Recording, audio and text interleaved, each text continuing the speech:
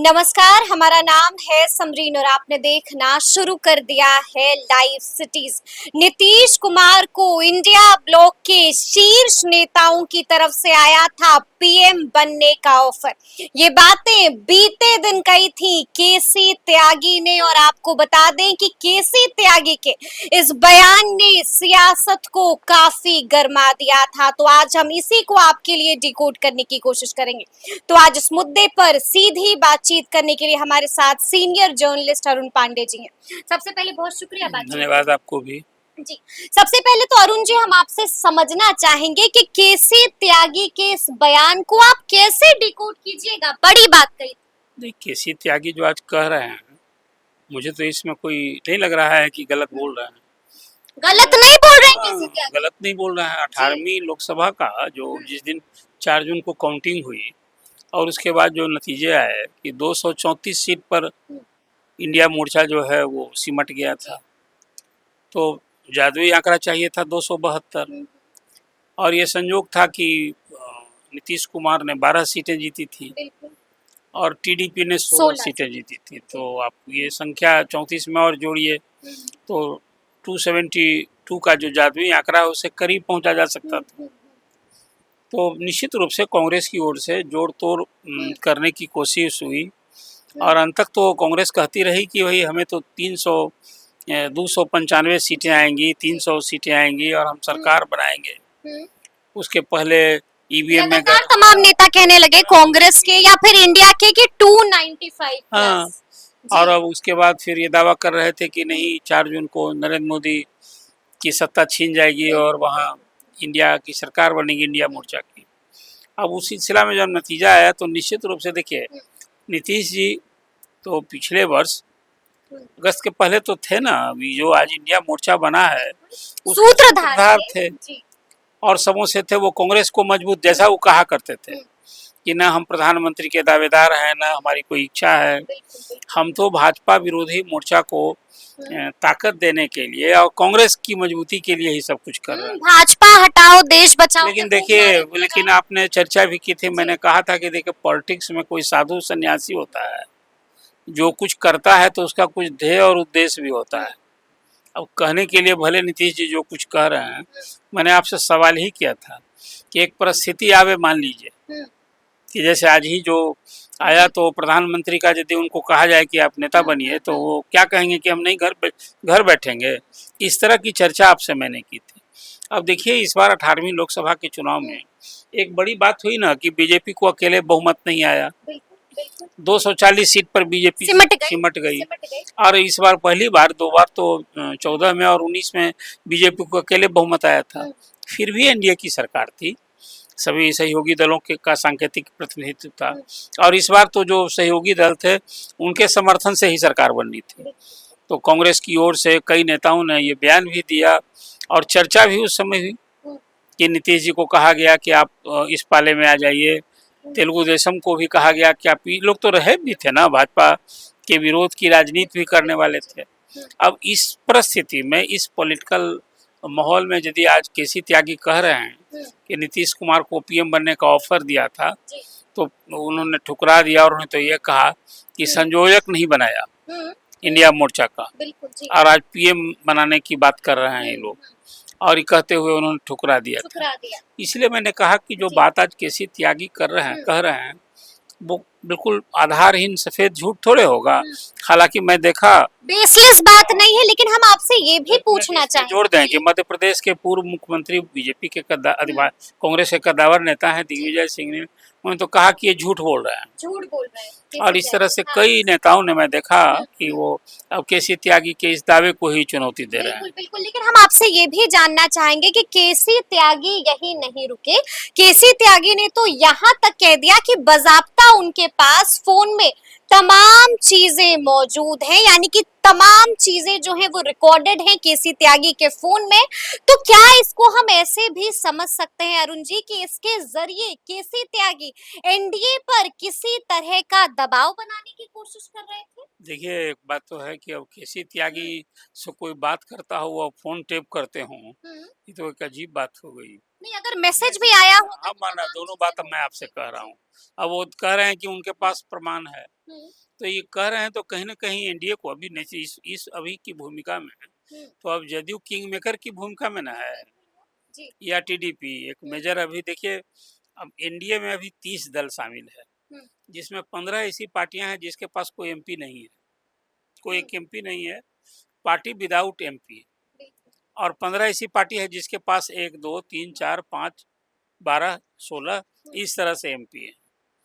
तो अब उसमें जो बातें अभी हो रही है, जी। जो लोग कह रहे हैं, तो निश्चित रूप से एक मैसेज होगा ना, हम्म, कि कहीं जदयू का कि भाई देखिए उधर भी हमारी पूछ थी। बिल्कुल। हमें हर तरफ लोग हाथों हाथ हाँ हाँ, देने को तो अभी तैयार हैं। एक कुछ अपना ये कहने के लिए भी जी। कि एनडीए पर प्रेशर बनाने की नीतीश जी कोशिश। का एक्सेप्टेंस तो सब जगह है। जी, जी, जी। ये एक अब प्रेशर क्या बनाना है, जब हाँ। उधर के ऑफर को ठुकरा दिया गया, हम्म, तो इधर प्रेशर क्या है। कल तो मैंने आपसे कहा था, इसीलिए कल जब बैठक हुई, ये भी मैंने आपसे कहा कि देखिए एनडीए की सरकार जब इस बार फिर बन रही है, हम्म, बीजेपी को भले ही अकेले बहुमत ना आया हो, लेकिन बीजेपी की हनक कायम रहेगी। आपने देखा, आज तीसरी बार प्रधानमंत्री बनने जा रहे हैं नरेंद्र मोदी, हम्म, तो उसमें जो 4 प्रमुख विभाग हैं, उसकी तो चर्चा भी नहीं हुई। बिल्कुल, बिल्कुल। विदेश, रक्षा, वित्त हम्म, और ये विभागों की चर्चा हुई क्या? जी। ये तो रहना है गृह विभाग, ये 4 विभाग। हम्म, अब रही बात कि कहीं रेल विभाग की चर्चा हुई कि रेल मंत्रालय मिले, कहीं ग्रामीण विकास की चर्चा हुई, नगर विकास, तो ये सब तो सहयोगी दल को मिलता ही मिलते हैं, रहा है। मिलते हैं, उसमें जी। खुद नीतीश जी भी रहे हैं। तो अभी तो देखना होगा, लेकिन मुझे लगता है कि अब अश्विनी वैष्णव फिर आज मंत्री बन रहे हैं, जी।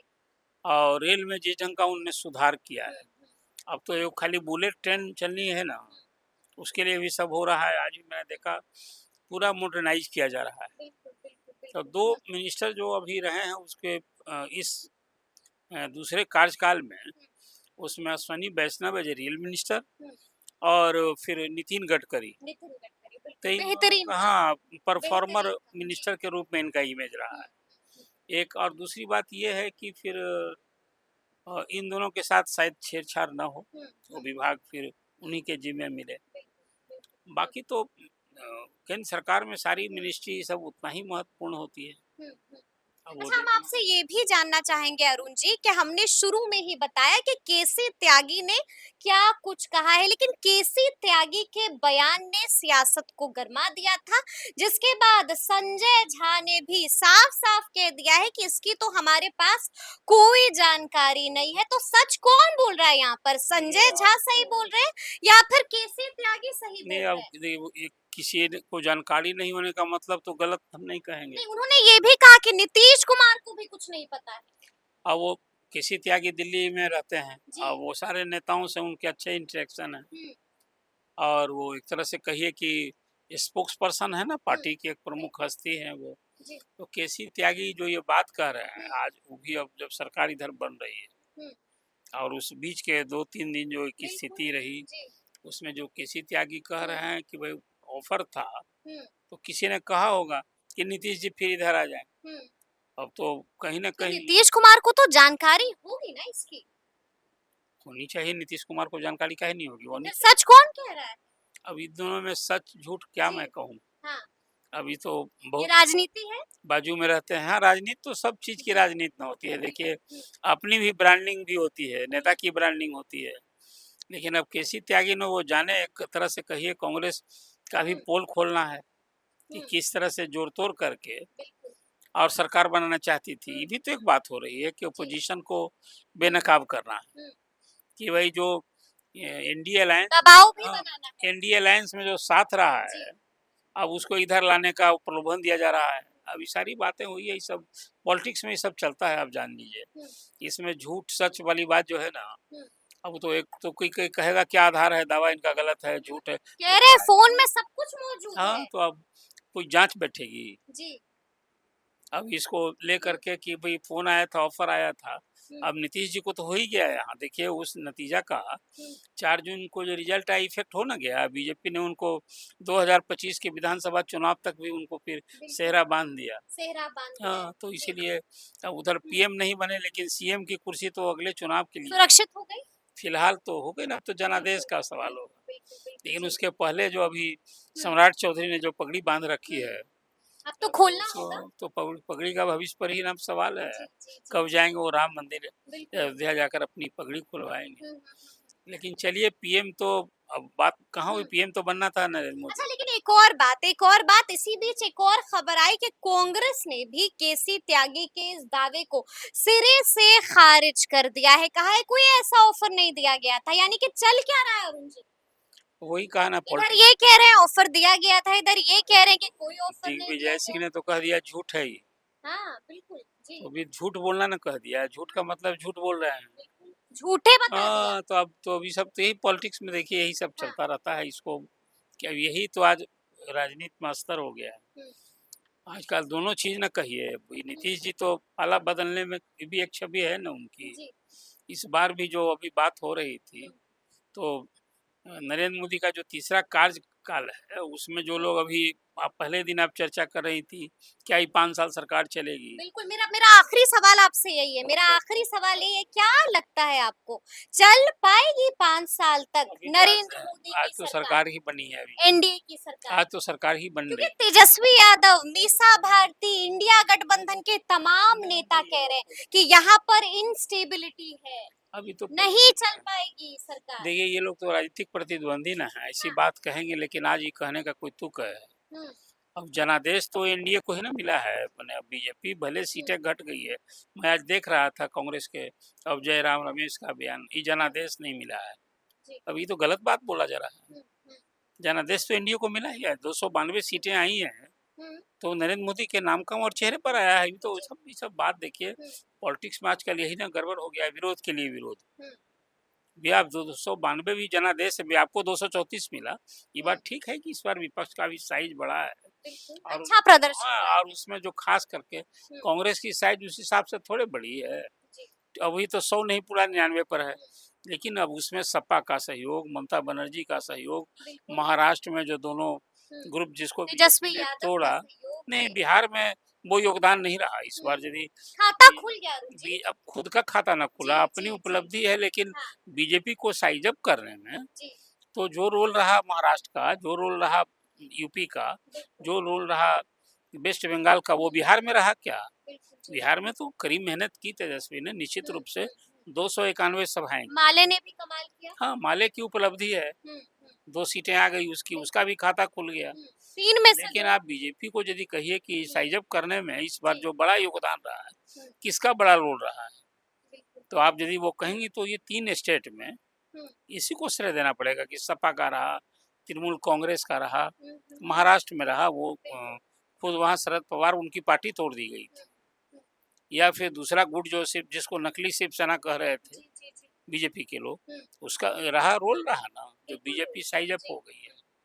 इसलिए, लेकिन अब ये लोग फिर मिलजुल कर हम्म, एक और कहीं प्रयास ऐसा हुआ रहता। स्टेबल सरकार चलेगी, देखिए, स्टेबिलिटी के अभी साथ। तो 240 जिसका आधार है, तो रोज रोज कोई चुनाव होता है, देखिए ना आगे फिर भी।